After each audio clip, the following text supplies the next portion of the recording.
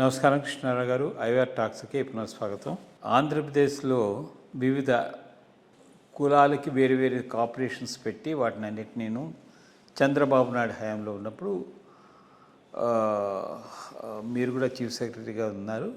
చాలా మటుకు ఏ కులానికి వాళ్ళ భవిష్యత్తు నిర్ణయించుకోవడానికి కొంత ఫండ్స్ చేసి కార్పొరేషన్స్ లాంటివి పెట్టారు. అట్లాంటి దాంట్లో ఒకటి బ్రాహ్మిన్ వెల్ఫేర్ కార్పొరేషన్ అనేది పెట్టి దాన్ని అప్పట్లో మరి దీన్ని చక్కగా సహేతుకంగా మోర్ అప్రోప్రియేట్గా ఉండడం కోసం చెప్పి దీన్ని ఎండోమెంట్స్ డిపార్ట్మెంట్ పరిధిలో ఉంచి దీన్ని ఆర్గనైజ్ చేసి రన్ చేయడం పెట్టారు. ఇన్ఫ్యాక్ట్ అక్కడ చేసిన చంద్రబాబు నాయుడు గారు first time Andhra Pradesh chief minister అయిన తర్వాత వచ్చిన తర్వాత చూస్తే బ్రాహ్మిన్ కార్పొరేషన్ చాలా చక్కటి రిజల్ట్స్ అయితే ఇచ్చింది.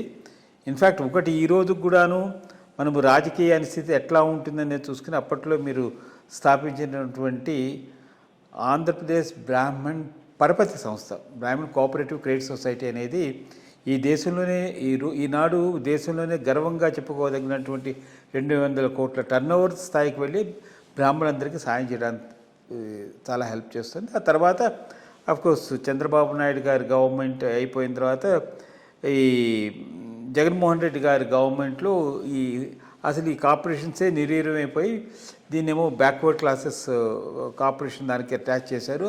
దానికి నిధులు లేదు, ఏమీ చేయలేదంతా. మళ్ళీ ఇప్పుడు చంద్రబాబు నాయుడు గారు మళ్ళీ వచ్చిన తర్వాత లేటెస్ట్గా ఒక 20 days బ్యాక్ ఒక జీవో ఇష్యూ చేశారు.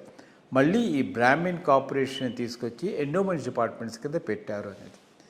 సో ఇట్లాగా ఎండోమెంట్స్ డిపార్ట్మెంట్ కింద పెడితే బ్రాహ్మిన్ కార్పొరేషన్కి ఆ కులానికి ఏమైనా సేవ చేయగలిగే అవకాశం ఏమైనా ఉంటుందో అది ఓన్లీ నామమాత్రంగానే దీన్ని ఎండోమెంట్ డిపార్ట్మెంట్లో పెట్టడం వలన వచ్చే వెసులుబాటు ఏముంటుందని ఒక చిన్న ప్రశ్నార్థకం. అట్లాగే మరి ఒక చిన్న ప్రశ్న నా మనసులో ఉండేది, అప్పట్లో ఎవరైనా చదువుకున్న వాళ్ళందరికీ అందరికీ స్కాలర్షిప్స్ ఇచ్చేవాళ్ళు. అది అంటే చదువుకునే వాళ్ళకి అది ఏ విద్య అయినా అవ్వచ్చు, పాలిటెక్నిక్ కానీ లేకపోతే ఆర్ట్స్ కానీ ఏదైనా. అప్పట్లో వేద విద్యకు కూడా వాళ్ళు కూడా ఒక స్టూడెంట్స్ కింద చెప్పిన ఇచ్చారు. అది కొన్నాళ్ళు చంద్రబాబు నాయుడు గారి హయాంలో జరిగిన తర్వాత మరి జగన్మోహన్ రెడ్డి గారి హయాంలో బట్ ఈరోజు కూడా అమ్మఒడి పథకాన్ని అమ్మ దీవెన అమ్మఒడి పథకం కింద ప్రతి విద్యార్థికి ఇచ్చే 10,000 ఈ వేద విద్యార్థులకు ఇవ్వడం చేయట్లేదు. అది యాక్చువల్లీ ఒక విధంగా చాలా దురదృష్టకరం. మరి ఇప్పుడు ఏమైనా దాన్ని కొంచెం ఇది చేయడానికి ఏమైనా ఉపయోగం ఉంటుందో, అవకాశం ఉంటుంది అనే దాని చిన్న వివరణ కావాలి. అంటే మొట్టమొదట ఈ కార్పొరేషన్ ఏర్పడటానికి ప్రధానమైనటువంటి కారణం ఆ రోజు చంద్రబాబు నాయుడు గారు, దాంట్లో ఎటువంటి డౌటు లేదు. దానికి కారణం కూడా ఉంది, రాజకీయమైనటువంటి కారణం ఉన్నది. 2014 ఎన్నికలకు ముందు ఈయన ప్రచారానికి వెళ్ళినప్పుడు ఈయనకు maximum response Brahmin dominated areas నుంచి వచ్చింది. ఇన్ఫ్యాక్ట్ అప్పుడు ఆయనతో పాటు ఉన్న పిఎస్ ఒకతను చెప్పాడు నాకు, ఆపై నేను గవర్నమెంట్లో ఉన్నప్పుడు, సార్ అక్కడ పోతే ఆ ఏరియాలో అది ట్రెమెండస్గా వచ్చింది సార్, విపరీతమైనటువంటి రెస్పాన్స్ వచ్చింది, ఆయన చాలా చాలా సంతోషపడ్డాడు అని చెప్పాడు. దానికి 2 కారణాలు ఉన్నాయి. ఒకటి, ఆయన అంతకుముందు ఇక్కడ హైదరాబాద్లో యునైటెడ్ ఆంధ్రాకు చేసినటువంటి services middle class employment, software ఇవి రావటంతో దానికి బాగా రియాక్ట్ అయి ఆయనకు ప్లస్గా వచ్చింది, చాలా వరకు ఉన్నది. ఇన్ ఎడిషన్ రెండోది ఏమైందంటే అప్పటికే జగన్మోహన్ రెడ్డి గారి మీద ఒక రకమైనటువంటి వ్యతిరేకత అప్పర్ కాస్ట్లో వచ్చేసింది. అంటే ఆయన వస్తే ఒక మతపరమైనటువంటి ప్రచారం ఎక్కువ జరిగేటటువంటి అవకాశం ఉందనేటటువంటి అపోహ కూడా ప్రజల్లో బాగా పోవడంతో ట్రెమెండస్గా అందులో బీజేపీ కూడా 2014 ఎలక్షన్ టైంలో టీడీపీతో కలిసి ఉండబట్టి మంచి రెస్పాన్స్ వచ్చింది, మంచి ఓటింగ్ అది. సో దానిని దృష్టిలో పెట్టుకొని కమ్యూనిటీకి ఏదైనా చేద్దామనేటటువంటిది ఒక బ్రాడర్ ప్రిన్సిపల్ పార్టీలో డిస్కస్ చేసుకొని డిసైడ్ చేసుకున్నారు. దానికి అనుగుణంగా వచ్చిందే Brahmin corporation. Just that I happen to be the chief secretary there at that time. అది జరిగేటటువంటి టైంలో బట్ పెట్టేటప్పుడు మాత్రం ఎక్కడ పెట్టాలనే దాని మీద నేను కూడా కొంత ఆలోచన చేశాను. ముందు ఏంటంటే వెంటనే కనుక దాన్ని కాన్స్టిట్యూట్ చేయాలంటే దానికి relevant department as on that date backward classes, because అక్కడనే ఎకనామికలీ బ్యాక్వర్డ్ క్లాసెస్కి సంబంధించినటువంటి వింగ్ ఉన్నది, దానికి సంబంధించి ఆలోచన. కాబట్టి అక్కడనే దాన్ని మొట్టమొదట ఇనిషియల్గా ఏర్పాటు చేయడం జరిగింది. బట్ పురోహితులకు సహాయం చేయాలన్నా, వాళ్లకు కావాల్సినటువంటి రుణాలు ఇవ్వాలన్నా, ఏవైనా సహాయం చేయాలన్నా, బికాస్ ఆ కమ్యూనిటీకి సంబంధించిన వాళ్ళు ఎక్కువ మంది ఆ అవొకేషన్లో ఉంటారు కాబట్టి ఇది ఎండోమెంట్లో ఉండటమే కరెక్ట్ అనేటటువంటి భావంతో ఆ రోజు ఫైల్ మూవ్ చేయటము, సీఎం గారు కూడా ఒప్పుకోవడంతో చాలా ఎంతలే ఒక 15-20 రోజులు అక్కడ ఈడబ్ల్యూఎస్లో ఉన్న తర్వాత తిరిగి ఎండోమెంట్స్ డిపార్ట్మెంట్కు రావటం జరిగింది. ఎండోమెంట్ డిపార్ట్మెంట్స్లో నేను అప్పుడు అనుకున్నటువంటి ఆ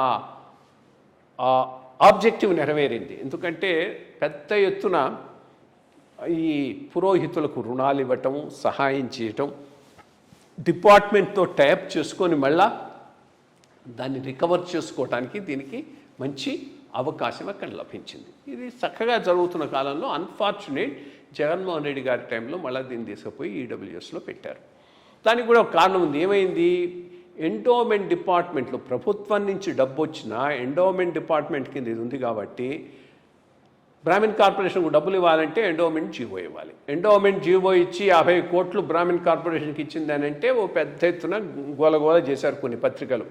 ఈ మొత్తం అమౌంటు దేవాలయాల నుంచి తీసి బ్రాహ్మిన్ కార్పొరేషన్కి ఇస్తున్నారు. దాంట్లో నిజం లేదు. యాక్చువల్గా అది గవర్నమెంట్ డబ్బు, ట్రెషరీ నుంచి వచ్చినటువంటి డబ్బు.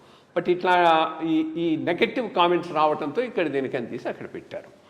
బట్ ఇప్పటికైనా ఈ యాంగిల్లో చూస్తే పురోహితులకు సేవ చేయటం, వాళ్ళ బాగోగులు చూసుకోవటానికి కార్పొరేషన్ ఒక వెహికల్గా మనం భావిస్తే దెన్ అది ఇక్కడ ఉండటమే కరెక్ట్.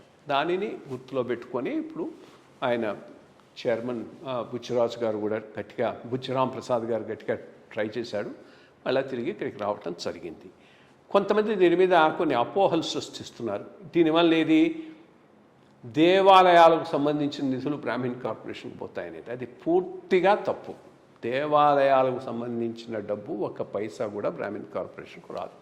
ఏదైనా అక్కడికి వచ్చిందంటే ప్రభుత్వం ట్రెషరీ నుంచి ఏవైనా ఇతర కార్పొరేషన్లకు కూడా ఇచ్చినట్టుగా దీనికి ఏదైనా కనుక అసిస్టెన్స్ ఇస్తే అది మాత్రమే వస్తుంది, కానీ ఇంకేది రాదు. బట్ ఇప్పుడు చాలా కార్పొరేషన్లు ఏర్పడ్డాయి కాబట్టి గవర్నమెంట్ కూడా ఒక వ్యూ తీసుకోవాలి. ఒక ఇండిపెండెంట్ ఎవాల్యుయేషన్ చేయించాలి. డిఫరెంట్ కమ్యూనిటీస్లో లెవెల్ ఆఫ్ ప్రావర్టీ ఎంత అనేది చూసుకొని దానికి అనుగుణంగా ఫండ్ డిస్ట్రిబ్యూషన్ ఈ కార్పొరేషన్స్ మధ్య చేయకపోతే ఎప్పటికైనా కానీ ఇది ఒక ప్రాబ్లంగా ఉంటుంది. దానికి ఒక ఆబ్జెక్టివ్ క్రైటీరియా మీద డిఫరెంట్ కార్పొరేషన్స్లో ఆర్ డిఫరెంట్ కమ్యూనిటీస్లో లెవెల్ ఆఫ్ బీదరికం, పావర్టీ అది అసెస్ చేసి దానికి అనుగుణంగా ప్రభుత్వం అన్ని కార్పొరేషన్ల మధ్య ఈ ఫండ్స్ను కేటాయిస్తే ఇబ్బంది ఉండదు. అది లేనప్పుడు వాళ్ళకి ఎక్కువ ఎట్లా ఇచ్చారు, వీళ్ళకి తక్కువ ఎట్లా ఇచ్చారో ఆర్బిటరీగా అనిపిస్తుంది. దాంతో అనవసరమైనటువంటి సమస్యలు వచ్చేటటువంటి అవకాశం ఉంది. అదొకటే ప్రభుత్వం జాగ్రత్తగా చూసుకోవాల్సిన అవసరం ఉంది. ఎక్కడున్నాయనేది, ఎక్కడ ఉంటే ఆ కార్పొరేషన్కు తన ఆబ్జెక్టివ్స్ అచీవ్ చేయటంలో ఎక్కువ అవకాశం ఉంటుందో అక్కడ ఉండటం మంచిది. ఆ రకంగా చూస్తే బ్రాహ్మిన్ కార్పొరేషన్ ఎండోమెంట్స్ కింద ఉండటమే మంచిది. అది ఎవరైనా ప్రభుత్వానికి చెప్పే లాబీ కావాలి. ప్రతిదానికి ప్రభుత్వంలో ఎవడైనా ఈ ఇష్యూను హైలైట్ చేయాలి. పోయిన గవర్నమెంట్లో కానీ ఈ గవర్నమెంట్లో కానీ చేసే నాయకుడు లేడు. అది చేయగలిగితే అది పెద్ద ఇష్యూ కాదు. అమౌంట్ కూడా ఎక్కువ ఉండదు కాబట్టి ప్రభుత్వాలు కూడా పెద్దగా దానికి ఏమి నెగిటివ్గా ఉండవు. బట్ చెప్పి చేయించుకునేవాడు ఎవరు లేకుండా పోతుంది. మంచి విషయం చెప్పారండి. నమస్కారం.